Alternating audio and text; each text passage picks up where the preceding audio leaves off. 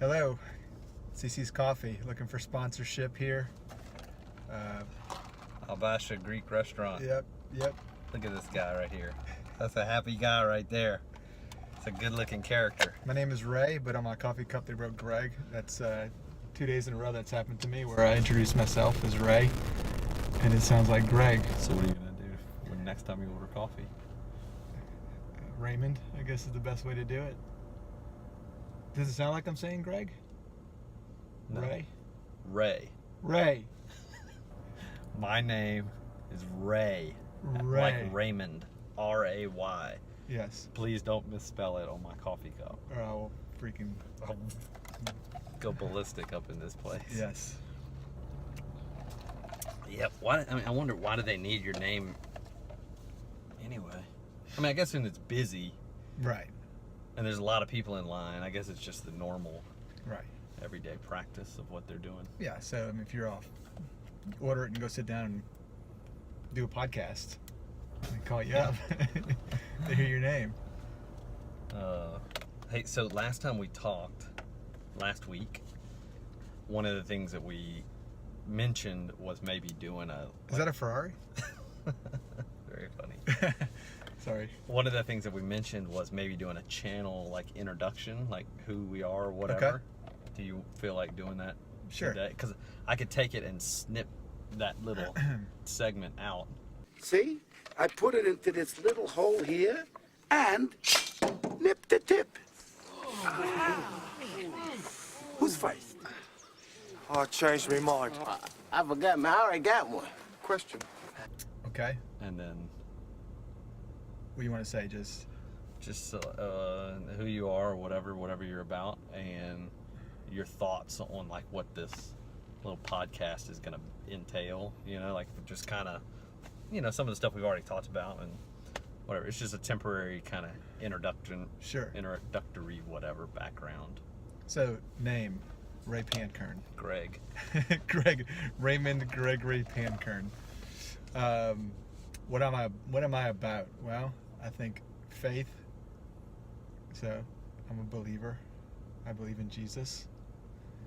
My wife, so family and kids, and passionate about making a difference.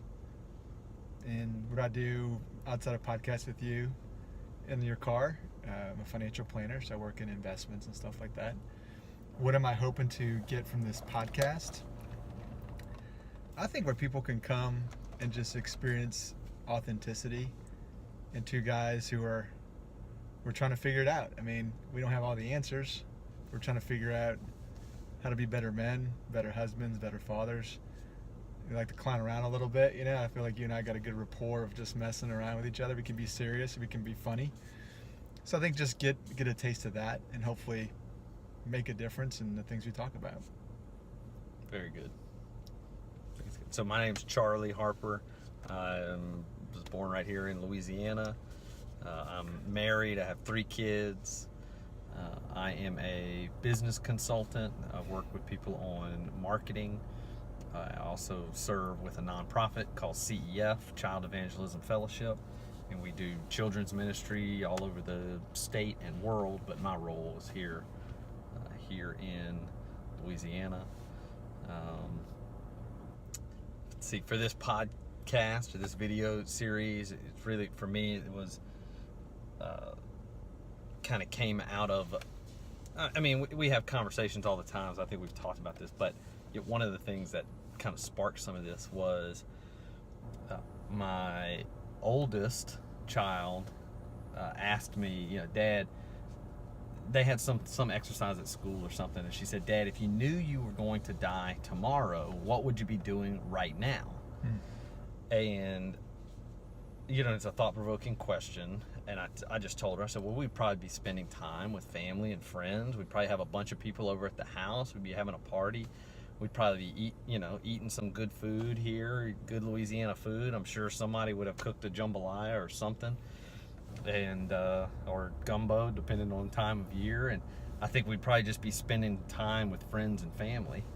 And then in that same week, someone else had kind of posed a question to me, and they said, Charlie, if you had $300 million, what would you do? What would you do? And I listed a bunch of stuff that I would do, you know, pay off the house debt and, you know, maybe buy a new car and get a boat and take a trip, you know, maybe take the family to Disney, go to Europe, you know, see the Grand Canyon. And they said, great. Now, you've done all that stuff for 2 years. You've gone to the beaches, you went to Hawaii, you did all those things for 2 years. You still have $300 million. You hadn't even made a dent in the money. Mm-hmm. You've bought all those one-time purchases. It's a random Tuesday. What are you doing? And because, you know, most of the things that I've ever thought of are like one-time events. Like you're going to buy a boat, but it's not like you're going to be in a boat Sure. every day of the week. You know? So like that is going to be something that happens, and occasionally you're going to take the boat out. But like, what are you going to do with are you going to just sit on a beach for the rest of your life, or what? Right. And for me, I know that I didn't want to just Sit on the beach. sit around Yeah. forever. I want to, you know, do something, have purpose and meaning. But one of the things that, like, on that random Tuesday of what would I be doing on that random Tuesday, my random Tuesday, you know, 3 years in the future after getting $300 million was, you know, a cup of coffee and breakfast, you know, helping the kids get off to school, you know, spending some time with Brandy, spending time reading the Bible. Exercise would probably be part of the day, you know, going for a run or exercise in some kind of way. And then there would probably be some other types of functions, but it would probably entail lunch with a friend or coffee with a friend or going to visit grandma, or, you know, any of those types of, you know, my grandma is 84 years old.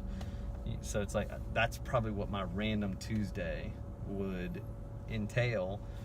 And then I was just trying to think of, like, the person that was telling me this basically said that you have a lot more margin for change in your life than you probably give yourself credit for. So if your dream scenario is driving down California highway in a red drop top convertible, okay, well, that may not be possible right now today, but you can drive down River Road with the sunroof open and the windows down, and it's still like the life-giving activities. Well, one of mine was having lunch with a friend or coffee with a friend. Well, those are I don't have to wait until I have $300 million to have a cup of coffee with a friend. So for me, this podcast, part of that is, if nobody ever watches it or whatever, it's an excuse to get together with a friend Sure. and have a cup of coffee and just talk about whatever's going on within life. So You know what I just envisioned is inviting somebody to our coffee podcast, and like one of us takes the back seat and we just pop in while the person is in this seat talking. There's something you said I thought was interesting. You were describing your random Tuesday, and none of the things you said required $300 million. good, right? You said hang out with grandma, you know, read my Bible, hanging out with Brandy, going to eat lunch with the kids, grabbing coffee with your buddy. Like, it's just interesting that even thinking through having all this money, it's the things you want to do, you can do. Like, you make an excuse of I don't have the money or the time, but really, you got to make the time, right? You got to schedule the time. But financially, it wasn't like you described a lot of things that were expensive to do. Yeah, time is probably the biggest thing, Sure. because you have to, you know, balance all these things with the activities that bring in, you know, income for your family. You know, Yeah. These are earning years. I'm in my mid to late 30s, so these are like the prime earning years with the Yeah. small kids and a young you know, a decent sized family of 5. That so that's kind of the balance of how do I. And I may not be able to do all of these things at any one given time, but I can have a cup of coffee I can make an hour to have a cup of coffee with somebody and try to be more just intentional. And I guess too, that exercise, it helps me to be honest with myself. Much of my regular life motivations come down to money. And so it's like, if you remove money off of the table, like if I didn't have to do these work things to make money, like if the money problem was solved already, then what would you be doing? And what are things that, And if the money problem was solved, you had the $300 million. Well, you don't necessarily have to do anything that you don't want to do. Now, do you think that desire for more money can be like a crutch? So maybe you don't challenge yourself to do things because you have the financial excuse not to do it. You said your biggest motivation is money. I think that's a large part. Yeah, that's a large part of it. I mean, so I'm also a Christian, so that's probably my primary motivator, is to make the most of what the time that God has given us here on earth, and how do I make the most of it. That the core driving principle is, how do I be a good steward, a faithful steward? How do I do a job well done, where God says, you did a good job? That's the ultimate core thing. But in the day-to-day practical stuff, I think it's easy for me, the way that I'm wired and programmed, for the money stuff to kind of creep in, to be more geared around, making money, and kind of getting off track with some of the God and relational things, and zero in more about making money. And so part of this money exercise is helping myself to be honest with my own self, of kind of like what you just said, of all those things you listed don't really require a whole lot of money. Yeah. Like, because the things I've spent most of my time thinking about is the boat, or the trip to Paris, or time at the beach, or all those things. But it doesn't cost that much money to go to Gulf Shores or Destin. Yeah. And it's like let's say you schedule that vacation and you go on it, and the anticipation of getting there is great, and then you do it, and it's like, okay, it was a good time, and then it's over, and then you almost experience like the morning of it's over.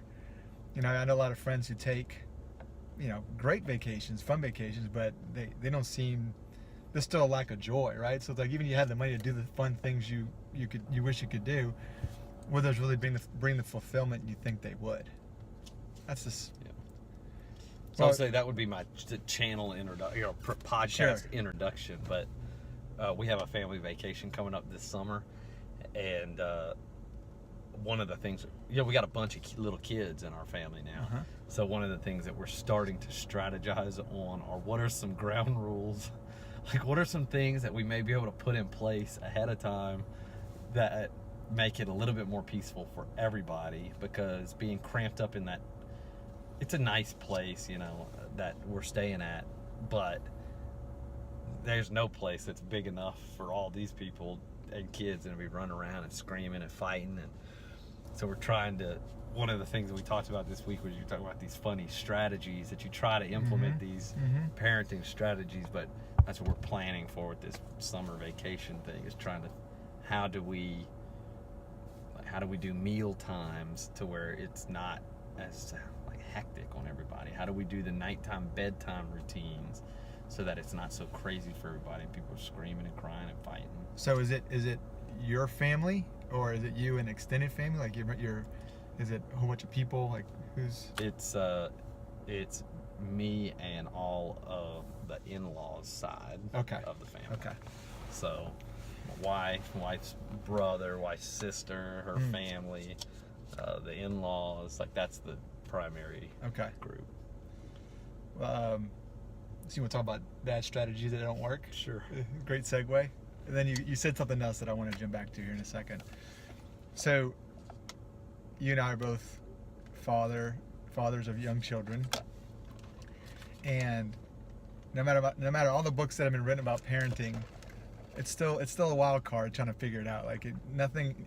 If you read a book and implement it, it doesn't necessarily mean it's going to work. And so, my oldest, who is 4, has been getting up early and staying up later. And so we said, okay, he's not really doing well with his naps, so let's just take out the nap. And you would assume that if he sleeps less, he'll go to bed earlier and sleep in longer. That's what I would assume for my own life, right? If I don't get enough rest, I'll go to bed earlier and I'll wake up later. So we removed the nap, and then so my son goes to bed even later and wakes up even earlier. And it's almost like this mystery of parenting. Like, what you logically think makes sense doesn't really work. You know, it doesn't work. It may work in some instances, but in things like this, you're like, okay, A plus B equals C. You think it's going to work, and you do it, and it actually does the opposite. I mean, you have any examples that? Yeah, so we had the same thing, but it works a little different. So Brandy will say,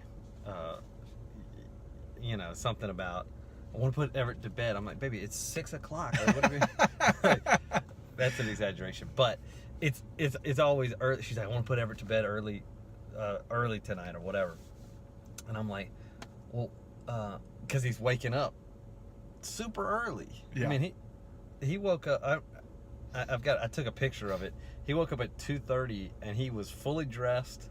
2:30 a.m. 2:30 in the morning. Got fully dressed. Was ready to go to school. The whole 9 yards. I opened the door to his room. The lights are on. You know, he's playing with trucks on the floor. He's fully dressed. I'm like, oh my goodness, but it's the middle of the night. You got to go back to bed. And then, so we bought this alarm clock that has a light. Yes, we has tried that too. It has a light on it, and we're like, but don't get out of bed until It's green. until that light comes on. Don't get out of bed until that light comes on. And so I set the thing for 6:30 or whatever. Well, the other day he woke up, it was like 5:30, and I go into his room, and sure enough, the light is on, and the little clock light is on. And I asked him, I'm like, but did your light come on? He's like, Dad, it came on, but I think he turned it on. Okay. I think he went and pressed. I don't know. Yeah. I think he went and pressed it on. I mean, sure enough, it was on. But I was like, okay, but you can't. I don't know if he turned it on or not. You know, he didn't admit to it. I didn't grill him too hard, but I just told him, you got to, you know, keep resting for a little while longer. But we've done the same thing of the later. We think like, okay, I would think let's keep him up later. Yes. Let's keep him up till 9. Yeah. 9:30. But it almost works in opposite. If we keep him up 9:30, he's up that much earlier, and he's, you know, he'll be cranky all day, more impulsive, I guess, during the day. But you would think that and I don't think that's going to be the case for forever. But for whatever it is, like with small kids, that is something that ours are doing the same thing. If the later we keep them up, it's like almost the earlier they rise. Yeah. So we've tried that. Yeah, it's you know, I'm a morning person, but I've had to become a real early morning person because I want to get up and have some quiet time and go for a run. And it's almost this game I'm playing with my son where like I'll get up a little bit earlier and he's like meeting me there, like he's getting closer and closer to my wake up time. And it's like, man, I'm not going to get up at 4:30 to go for a run, but it's almost like my hand is being forced to get up earlier and earlier. So sure enough, I mean, it's like 6:10 he's getting up. So it's all good. I mean, my wife is not a morning person, and so, you know, you would think my son's name is Shh, because she says it to him, I mean, 1,000 times a day. It's very funny. What about your youngest? How old is the youngest? She will be 1 on Friday. So she's a 1-year-old. Yeah. What's her little sleep patterns?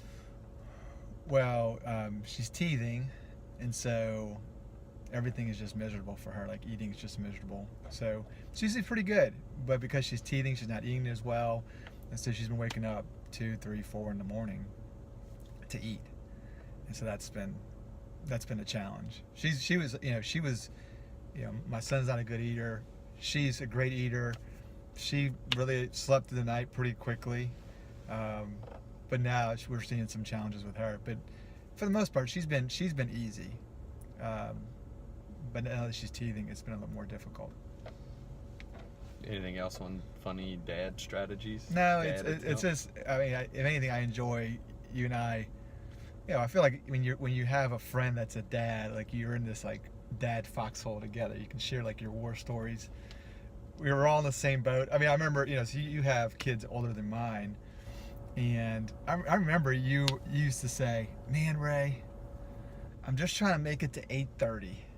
If I can make it to 8:30, I mean, that's a win for me and Brandy." And I'm like, man, me as a dad, I want to be so engaged, and I'm going to just spend all this time with my kids. A lot of judgment coming from you at that time. And what you will find is people that don't have kids are very judgmental of the ones who do. So sure enough, I'm like, man, Charlie, I'm going to be this engaged father. I mean, every waking moment I can pour into their lives. Now here I am saying, Dude, I'm just trying to make it to 8:30. I mean, 8:30 is my target. It's just very funny. I mean, you and I joke, but I even called you after I had kids and said, "Hey, bro, I really am sorry for giving you advice. I really appreciate you being so graceful to me and not like saying anything back in return, at least to my face, because I really had no clue what I was talking about." So it's just been fun to really experience this part of life together, because you have provided wisdom, and if anything, just you laughing at me going through what you went through a couple years ago, and you're still going through it. Sure. So what was the other thing you said you wanted to circle back to? you were describing what you're hoping to do in this podcast, and you were saying how, you know, the goal as Christians is to really be in front of Jesus and say, you know, hear him say, "Well done, good and faithful servant." So two things come to mind. I mean, if you were in front of Jesus right now, do you think, I mean, what do you think he would say to you, is one, and then two, with Billy Graham just passing away, just your thoughts on, you know, him being, you know, a faithful servant. Like, you know, I heard an interesting quote where it said, you know, the quote was, Billy Graham chose to obey and follow God and turn the world upside down. And he was, you know, literally in front of kings and presidents, and had a, you know, an impact that reached millions, maybe even billions. I don't know. You know, he did a crusade here in Baton Rouge at Tiger Stadium. Yeah, see, I don't really know much about him outside of, you know, just what the reputation he's had, and, you know, he did crusades, and I know his son, Franklin Graham, is heavily involved in the, you know, I guess the evangelical and political arena.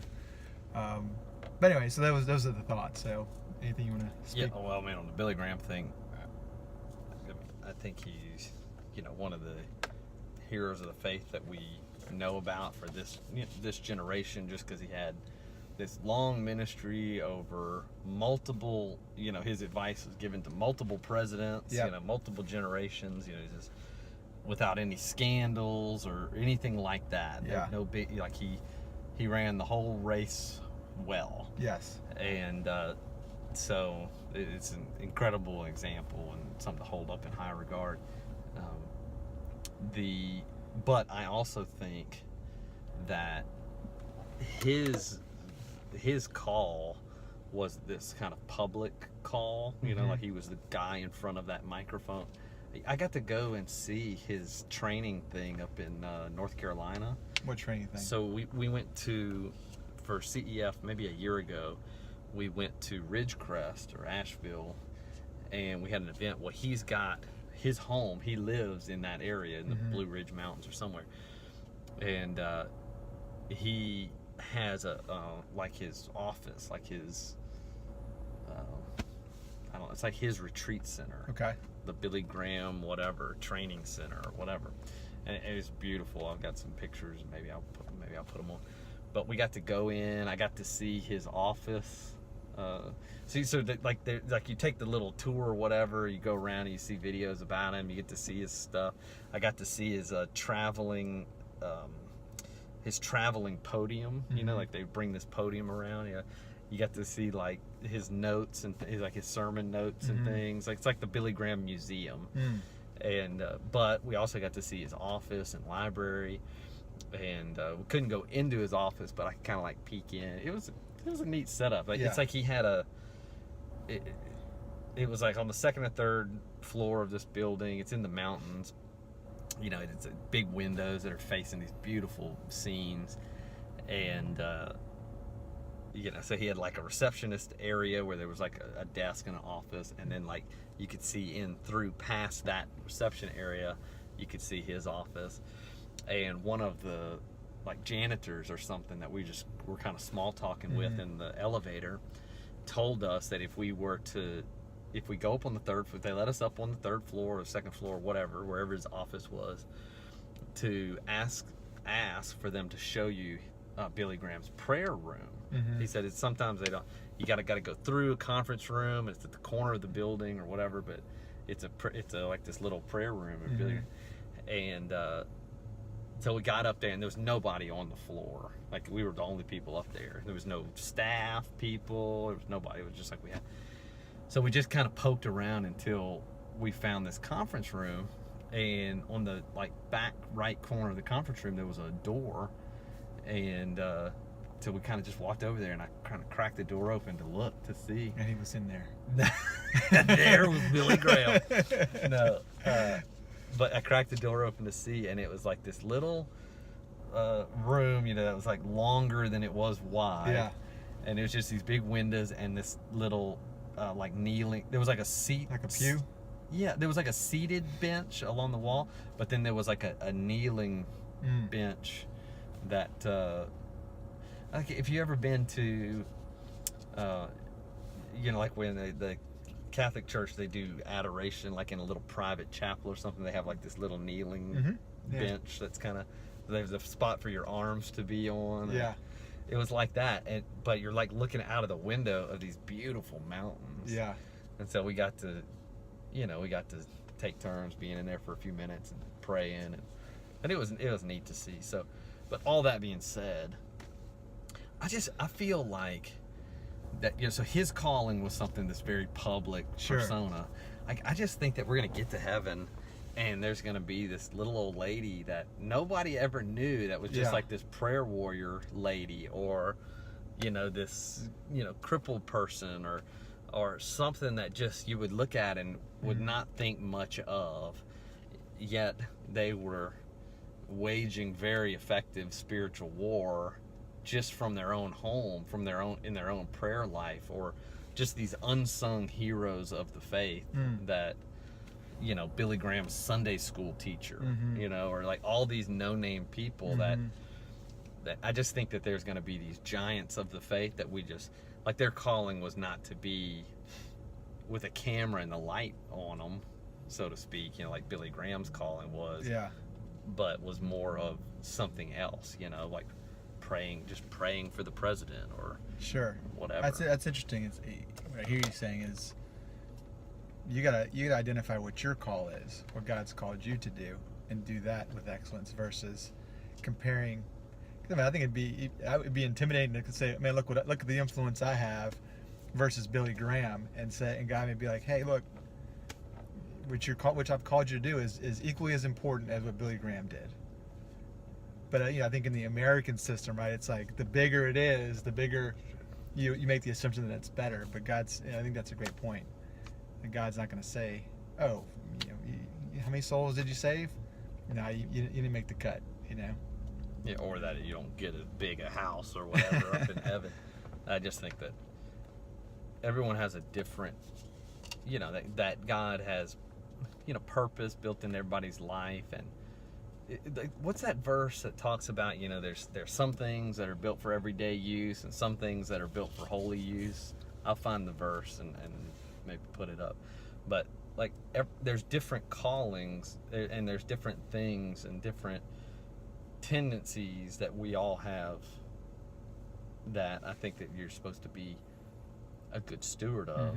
But I think what you said about it being like the American system of like how big is the church, or how whatever, like we can, I think, mistakenly confuse that with success or lack of success. And I just don't, I know that in the Bible God doesn't look at like the outside type of thing. I think those things are important, you know, the numbers and the metrics and all those things are important tools, but you know, Jesus himself only had 12 guys that he was running with. So I just imagine that when we get to heaven, we're going to meet people that were just like unsung heroes that are truly heroes and giants of the faith, you know, strong men and women, just in different capacity, just not what we get to see. You know, people doing homeless ministry or you know, who knows.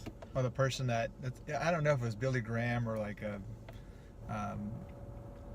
D.L. Moody or one of the great giants of the faith, and they were talking about this one guy was, you know, doing a revival crusade, and like only like 3 people showed up. But one of those 3 was somebody like a Billy Graham, or, you know, like a giant. So just to that point, it's like, man, I had a crusade where 3 people showed up, and that's the only one I did. But what if Billy Graham was the one that showed up and he gave his life to Christ because of you? Yeah, I guess we don't really know how much influence we are having, how much we're impacting the kingdom. I guess maybe it's just our heart to say, Lord, I want to impact your kingdom, whatever it is, and however I can do it. So, Yeah, like one of the things recently that I try to read my Bible every day. I do pretty good. I mean, on weekdays, I do pretty good. And I'm able, so in 2014, I started my own business. And ever since then, I've been able to have the flexibility of schedule to be able to, study the Bible. And so I tend to do that like from 8 to 9, when normally I would have been already at the office and hustling and working at the office, corporate office. And so now I have a little bit more flexibility to spend that time, or I don't know, it seems whatever, it works for me. But one of the things that God has been telling me about with that is recently the similarities between the Air Force and your prayer life. And it's not a perfect match, but that there are these, so we talk about spiritual warfare. And so the Air Force and prayer similarities are, there are different types of prayers that you can pray in different types of situation that are similar to the Air Force strategies that so you think about, like, Forrest Gump and Bubba Gump they're fighting the war, and they're in a bad spot, and they call in air support to blow up that tree line right there. There is an enemy, an enemy stronghold right there in that tree. That's frontline support. It's like direct action, immediate danger. It's like we need immediate support, something urgent. We are in a crisis right here, and we need this problem dealt with. Okay, so in the prayer life, I kind of felt like that was situations where it's a health situation, or you're in the middle of a car wreck. You're about to get in a car wreck, or something tense is happening. It's like you need immediate air support. It's the prayer. Your car's going off the road, and the one word hollering out, Jesus, Yeah. Jesus, help me. Yep. Like, it's an immediate air support type of analogy. Okay, the other one is behind enemy lines. They call that air interdiction, or deep air support, which is, so think of Europe. They would blow up these bridges or these munition factories, or they would bomb these, key roads or airfields or things that are like behind enemy lines. Like, it's not a problem right now, but it has the potential to be a big problem later, right? So they can blow up this factory, which, again, the factory's not causing us any problems right now, but if we blow up this factory, it creates disruption in supply lines, and we don't have to worry about that factory pumping out, bullets that are going to kill the good guys. That's like so if the prayer analogy is, that's like you're praying for things that aren't even here yet, like that things that you're not even struggling with right now, or the ministries that you're involved with, like drugs or alcohol or adultery. And like, you can be praying against, or like, we've got this big event next week that we've been praying health over, the speaker, and good travel. Like, we're praying for things, but like, he's not currently sick. Yeah. He's in perfect health. We're praying against, we're trying to, like, be out in front of it, that deep air support.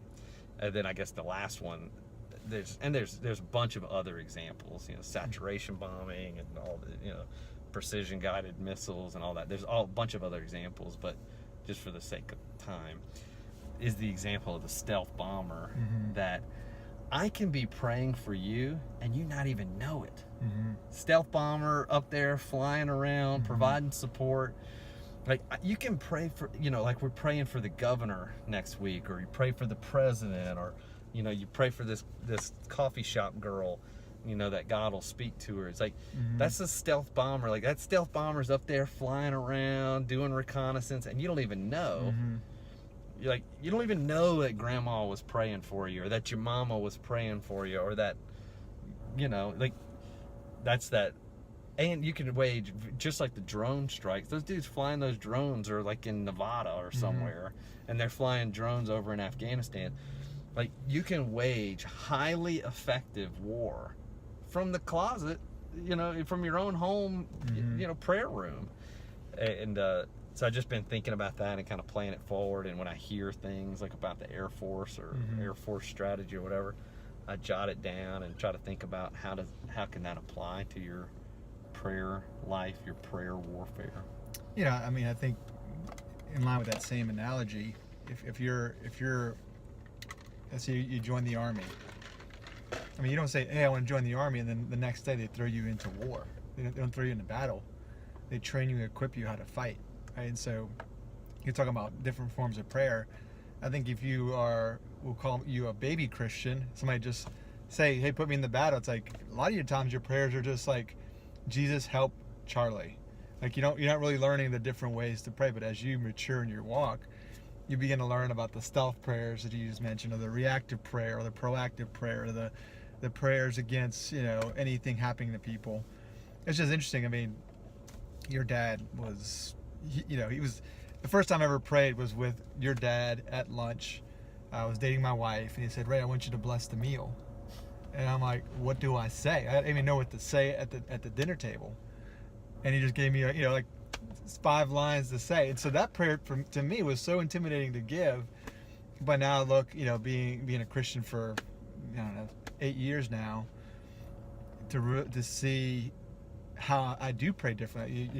So I think your analogy with the Air Force, I think, is spot on. I think there's a lot of training for battle, becoming a warrior, everything we see in the world are great examples of what it's like to be a warrior for Christ. So I was laughing at, you giving your example of the battle scenes, whatever. I'm thinking about that scene on Billy Madison when they ask him a question, and he's comparing some business idea to like a silly story. He's just rambling on about these different things, and the guy at the end is like, I am now more stupid. Yeah, we are all dumber. We're all dumber now from hearing that incoherent, babbling. Yes, a simple no or wrong answer would have been just.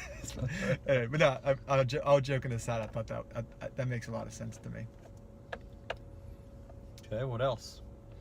Well, I see you have a list here of topics you want to talk about. Hey, one thing. All right, so they talked about with this $300 million deal. So they had some study, and I don't know the exact numbers, but that, some group somewhere did some study or whatever, and they were tracking happiness levels at different income levels. And they said that, to the best of their research, which, and again, I don't know how they came up with the research or whatever, but to the best of their research, they track, people's general happiness level, quality of life, and that's how. But the main thing they were tracking was happiness level. That at different income stratas, what was their happiness level? And they said they noticed a noticeable difference of happiness level when people crossed the $65,000, $70,000 annual income mark. That there was a noticeable uptick in happiness levels, like they're starting to cover the bills a little bit better and things like that. And then they said the next noticeable uptick in happiness level was around the 95,000 mark, and but they said that the happiness level at 95,000, there's not much more happiness. Even the guys that were making $1 million, they said, we're the $1 million annual income guys happier than the 95,000 income people. They said yes, but it's not like what you would expect. They said it was more of like a tapered, like flattening out effect. That at 65,000, it's like you're covering your bills. You can make it. You're making, like, you don't have to worry about like whether or not we're gonna make rent. Or whether we're gonna get evicted. Because you've got that 65,000.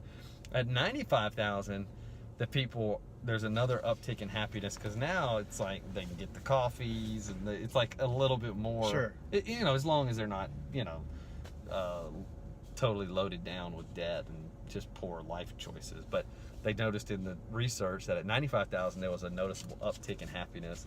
But to me, the thing that was most interesting was that there was not much of a difference, or not much of an uptick after the 95,000 a year in income. At 95 or 150 or 200 or 250 or a million was not significant. The people were not significantly happier than they were at the 95,000 mark. Not to dive into the weeds of the statistics, but was that $70,000 for a single person or somebody that's married? I mean, I don't know. Yeah. So what do you think? What do you think about that? I don't know. I mean, I think that the core of the study, the basis of the study, rings true. Whether that number is 65 or 75 or 85, or whether it's one kid, two kid, three kids, I think the core, like, not so much the number, but that, you go from struggling to still a super tight budget, but at least you're not struggling. Like, you're not, like, if your car breaks, that you're going to be like the You can fix it. spiraling Yeah. debt going down. Like, so I think that's one level. And then that $95,000 level, again, if it's 85, 95, 105, 120, whatever, that level is like, you're making it, you're saving money, like you have all this expendable income, and like, I could see how your happiness level would uptick. Yeah. But what stood out, I guess, most to me was that they said there's not a noticeable difference between those 9,500,000 a year people and the 300s or 500 or a million. Like, that there's not a noticeable uptick in happiness. They may have more stuff, or Sure. better clothes, or nicer car, or more toys, or taking more lavish trips or whatever, but when it came down to the happiness level, they were not noticeably that much more happy than they were at 95. Well, you got to think that if you're making that kind of money, you probably have more responsibility, right? Like, if you're making $250,000 a year, you're probably either running a business or you're a high-level executive somewhere, which probably added stress. So I mean, if you're making $70,000 a year, I mean, it's probably not super stress. I mean, it may be stressful at the time, but It depends. it guess, on your depends. job. I mean, I think more money is like the amount of influence it probably demands in your life are increased, not just So I think that's a factor. It is interesting. I mean, both you and I waited tables, and I think I was making $500 a week. I remember I was pretty happy. I don't remember I had three roommates living, so I mean, it was a different lifestyle, but I don't remember being stressed about money. Now I think when I got married and I took on more of the financial responsibility, there was probably more stress there. Yeah, it's an interesting statistic. I mean, I don't know if I was making $70,000 a year, I'd be, how happy I would be. But I love, more is always better. I mean, you're right, you can always do more. But I think back to, where do you go for happiness? I mean, I think, for us as believers, I feel like there's a difference between happiness and joy. And so am I able to experience joy regardless if I'm making $50,000, $100,000, $200,000? That's the question I ask, because I mean, I've made good money and I've been miserable, and I've made little money, I've been happy. So I don't know. Yeah. I think it's a combination of things. I think it's easy to, in America, or I mean, I guess maybe this is just speaking more about how I'm wired, but confusing more money with more happy. Sure. The truth of the matter is more money. No problem. Hey, did you see this Jay-Z thing that he spent all that money at the bar and people were getting all up in arms about it on Twitter? Okay, so Jay-Z, he... For those of you who don't know, he's a rapper. He sings rap music. So Jay-Z, by all accounts, has been successful in the Yes. rap game. Well, he's successful not only as a rapper, but he's definitely built up an empire, right? I mean, Business, the whole deal. business empire. Anyway, so, and he's the 1 in a million guy who Sure. made it up out of the projects, selling drugs. Like, Yeah. I don't think he's this like great example of what Right. what we should aspire to. But you can say what you want about his music and whatever, his values, the things he's pumping, but he's definitely been a good businessman Sure. and made good business decisions to get to this point. Anyway, And he married Beyonce, who's So- doing pretty good for herself. so too. Jay-Z had, like the launch of some champagne or cognac or something. He's like some brand that he's launching, and they have this big party at the club somewhere, the club up in New York or LA or wherever they're at. And the server took a picture of the receipt and posted the receipt to Twitter, Sure. and it started going around. And so the bar tab, and I don't think it was food either, it's the tab was like $91,000 or something like that, or $94,000 or something. And then he tipped on top of the $94,000. He left the server something like an $11,000 or $15,000 tip, right? So for this event, now, it's not like he sat there and drank $100,000 worth of drinks or whatever, but his entourage, his whole thing. So this thing starts going around on Twitter, and it starts, gaining steam, and people are getting all upset and bent out of shape that he spent $100,000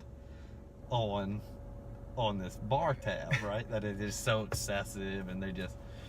So I saw this guy. He basically said he did a little research on it, and he said Jay-Z, which there's no way to know exactly how much money these rich famous people make, but by the best estimates that they could come up with, Jay-Z makes about $42 million a year, something like $42 to $50 million a year. So as a percentage of income, people were all up in arms about how, excessively lavish that was to spend $100,000 at the bar, one night of fun, drinks, spending $100,000. When this person, they pared it down and they said, okay, if Jay-Z makes $50 million a year, Mm-hmm. and he spent $100,000 at the bar, okay, if you dropped, to make it more kind of the ratios of what that's like, is if you drop the last 3 zeros off the 50 million, you're left with $50,000 a year. So it would be like if Jay-Z made $50,000 a year and spent $100 at the bar. Yeah. Now you can still maybe say, hey, spending $100 at the bar maybe is not the best decision in your life, whatever. But it's much more like when you think about, we get caught up because it's $100,000, the $11,000 tip to this server. But for Jay-Z, as a percentage of income, it would be like someone making $50,000 a year spending $100 on a night out on the bar, which is much more, much more, I guess, reasonable to consider. I mean, everybody's just so upset. Yes, it's a lot of money. Are there better ways to spend money? Yes, but how many people that are just not good with money, regardless if they make $50 million or $50,000? And not to mention that it's probably a business expense because he's launching whatever, this champagne or brand or cognac or whatever. I think he and Beyonce, like, their net worth is probably like over $500 million. They're gonna live like very few on this planet live. You're talking about like putting things in percentages. Jeff Bezos, who's the CEO and founder of Amazon. I think he's world's richest guy now. Yeah. So, but if you go to Forbes.com, they have like a live tracker, so like live value of his net worth. And so let's say Amazon stock is up 0.5 percentage point, which it's not, it's not much. Moves around a little bit though. But for his net worth, it's like he's up $650 million, being up 0.5 percentage point. It's mind-boggling. Like you said, the Jeff Bezos, the Jay-Z's of the world, they're one in, what's the statistic of you achieving that? But I'm on Twitter, but people, a lot of times you see the worst in humanity on Twitter. People are just so angry and upset about everything. Like nobody's ever happy. It's like, man, no matter what Jay-Z spends at the bar, I'm still required to go to work and provide for my family. I feel like good for him, man. Yeah, my kids still need me. Like, I can't be like, no, I can't play with you right now because Jay-Z just spent $100,000 at the bar. Like, they could care less. So anyway, that's an interesting story though. I don't think I'll ever do that in my lifetime. but you never know. Hopefully you'll be there when Maybe we'll have a champagne brand that we're launching one day called Greg's. Greg's Brew. All right, what else? How do you transition from that?